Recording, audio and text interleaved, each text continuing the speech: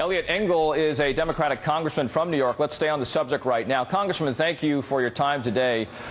Do you think that Weiner here has a future in New York politics?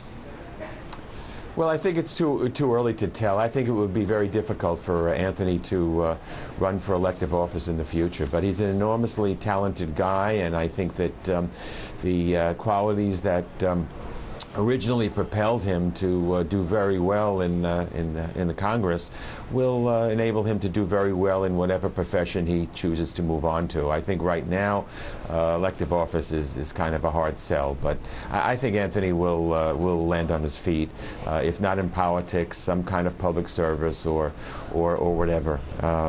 He'll do all right. It's just obviously a transition period and difficult initially. Congressman, since we're talking about possible political future for Weiner, do you think he could win a mayoral race in New York, which has been talked about so often? I think it would be very hard for him at this point to win any elective office, and I think a mayoral race which doesn't only, I think his district is pretty forgiving because they know that essentially he's done a good job for them. But I think when you go beyond the district, I think people are much more adamant about him not representing them. I think it would be difficult to do. But you know, I've been in politics long enough to never say never.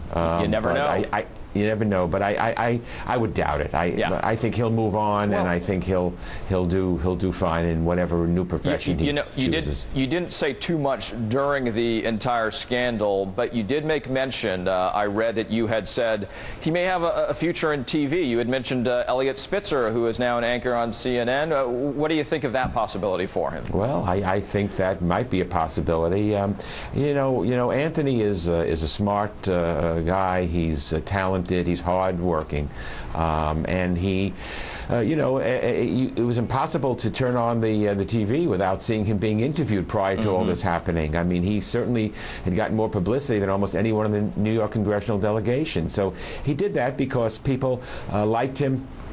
He was always ready for a pithy comment. He was always ready to be combative, and he was aggressive. And I think that those, again, qualities, I think is pretty good for television or whatever. But Anthony will land on his feet. This has been a tremendous ordeal for him, for his family, and for the party, for the Democrats, no doubt. Yeah, but you know what? I believe we as Democrats have a lot to offer the country, and I think that it's a distraction only if we allow it to be a distraction.